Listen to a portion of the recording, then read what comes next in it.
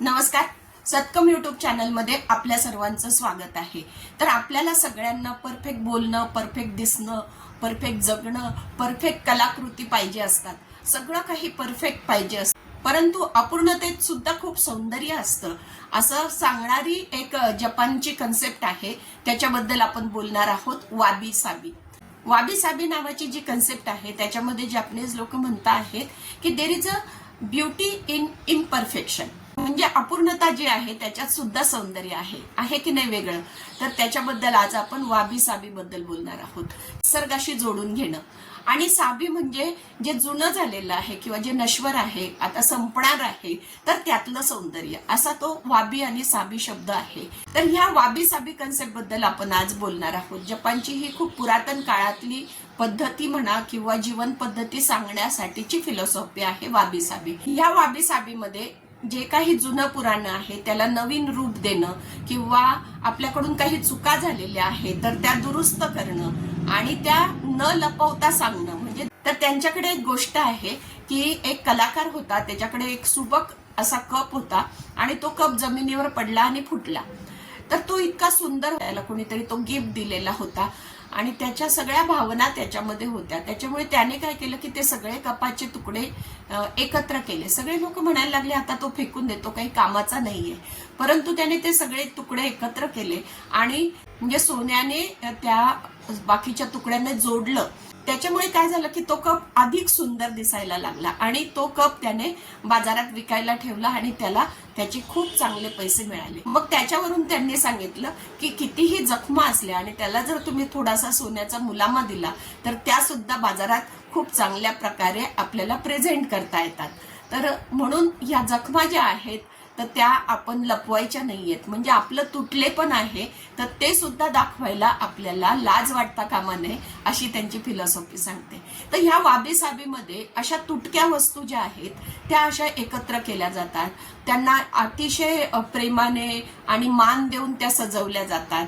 म्हणजे त्यांचं असं म्हणणं आहे की ह्या जीर्ण झालेल्या वस्तू ज्या आहेत त्यांच्या जीवन काळामध्ये त्यांनी आपल्याला खूप सेवा दिलेली आहे आणि आता ते हळूहळू अनुभवाने आणि आपल्याला सेवा देऊन देऊन ते झिजून जात आहे. म्हणजे ह्या ज्या जुन्या झालेल्या वस्तू आहेत त्या फेकून न देता त्यांना सुबकरित्या आपण सजवलं पाहिजे आणि मानाच्या ठिकाणी त्यांना ठेवलं पाहिजे, मानाचं स्थान त्यांना दिलं पाहिजे.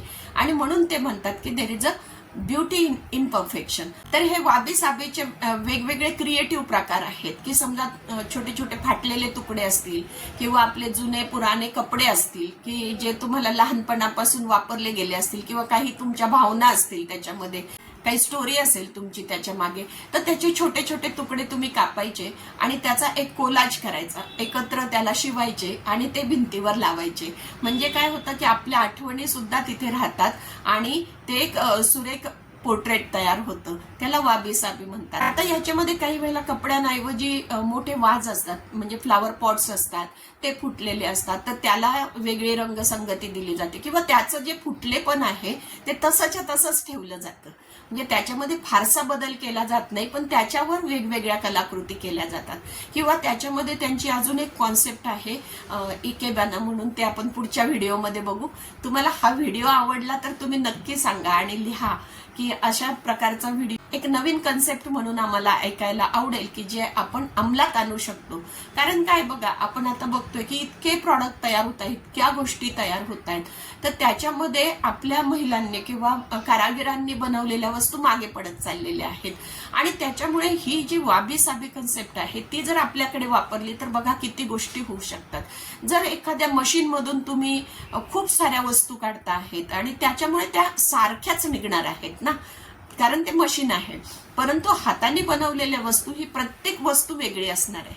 म्हणजे कुंभाराकडे घडवलेलं मडकं जे आहे त्याच्यावर हाताचे बोटाचे ठसे जे असतात ते जर असले तर त्याला एक ह्युमन टच येतो, नाही तर माणसाने बनवलेला आहे असा तो टच असतो. त्याच्यामुळे त्याला व्हॅल्यू ही नेहमी जास्त असणार आहे. हेच वाबी साबीमध्ये तुम्हाला सांगितलेलं आहे की अशा ज्या वस्तू आहेत की ज्याच्यामध्ये थोडंसं काहीतरी चुका झालेल्या आहेत. आता आपण जर क्रोशा वर्क म्हणतो आहे तर छोट्या मोठ्या गोष्टी घडतात. एखादा टाका पुढे जातो, एखादा मागे राहतो, त्याच्यामुळे कुठेतरी काहीतरी होतं किंवा लहान मोठे फुलं होतात, तर ते सुद्धा असे सुरेख सुरेखरित्या रचले जातात आणि त्याला एक वेगळं रूप दिलं जातं किंवा त्याला फ्रेममध्ये ठेवलं जातं. म्हणजे हे जेवढं तुमचं अपूर्णत्व आहे त्याला तुम्ही शोकेस करता आहात, त्याला तुम्ही मान देता आहात. म्हणजे याचा अर्थ असा नाही की तुम्ही इम्परफेक्टच राहिलं पाहिजे, की तुम्ही इम्परफेक्ट जरी असलात म्हणजे अपूर्ण जरी असलात, हळूहळू प्रॅक्टिसने तुम्ही पूर्ण होत जाणार आहात. आणि शेवटी जगामध्ये काहीही पूर्ण नाही, जॅपनीज लोक सांगतायत. आता बघा, जर तुम्ही लहानपणी जर बघितलं असेल की असा डोंगर काढला जातो बघा, मी ह्या चित्रामध्ये दाखवलेला आहे.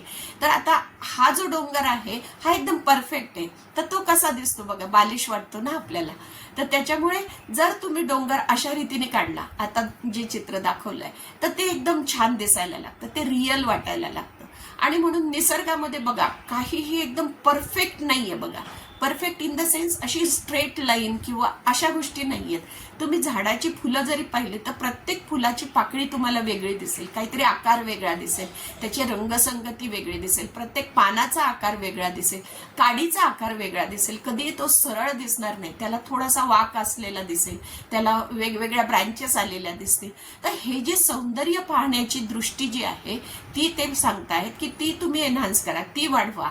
म्हणजे काय होईल की तुम्हाला प्रत्येक गोष्ट ही सुंदर वाटायला लागेल. परफेक्ट होण्यासाठी जो ताण येतो आहे तो येणार नाही.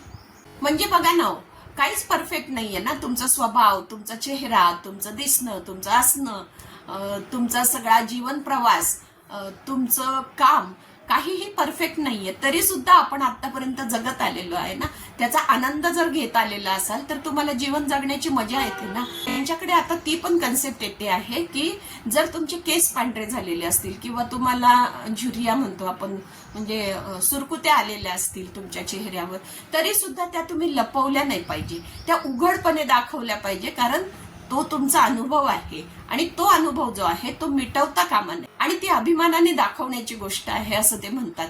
आणि म्हणून ही वाबी साबी नावाची कन्सेप्ट जी आहे मला स्वतःला पण खूप आवडलेली आहे. त्याच्यावर माझं खूप काम पण चाललेलं आहे सध्या. आणि त्याच्यामधली जी कलाकृतीची गोष्ट आहे तर ती पण आम्ही करतो आहे. कोणतीही हँडमेड गोष्ट ही इम्परफेक्ट असणार आहे, तेव्हाच तिचं सौंदर्य जे आहे ते खुलून येतं आहे. आता मी हे गळ्यातलं घातलंय बघा, तर ह्याच्यामध्ये जर थोडंसं तुम्ही पाहिलं तर इथे वेडेवाकडे पण आहे. तर आता जो परफेक्शनिस्ट जो आहे, ज्याला फक्तच पाहणं आहे, त्याच्या हातून काहीच कलाकृती घडत नाहीये, तर तो व्यक्ती म्हणू शकतो की हे वाकडं आहे, हे असं आहे, ओबडधोबड केलेलं आहे. परंतु ज्याला ती जाण आहे, ज्याला ती दृष्टी आहे, ज्याला हँडमेडचं महत्व माहिती आहे, तो लगेच म्हणे madam this is very beautiful. मला अगदी फॉरेनर्स सुद्धा म्हणतात madam this is very beautiful because it is a handmade.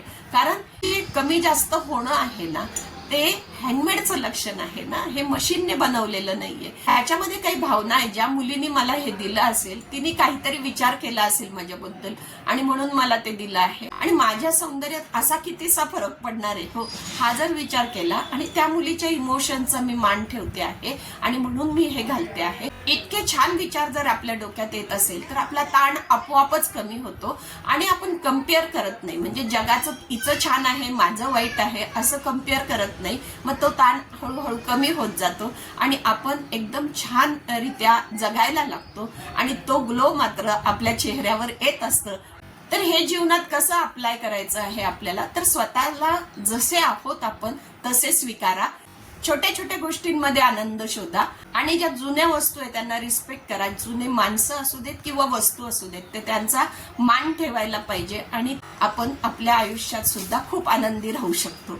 मग संकट किती पण येऊ देत, जखमा कोणीही कितीही देऊ देत, पण आपण जर त्याला थोडासा सोन्याचा मुलामा लावला तर आपल्या ह्या ज्या जखमा आहेत त्या सुद्धा आपण खूप छानरित्या मिरवत असणार आहोत.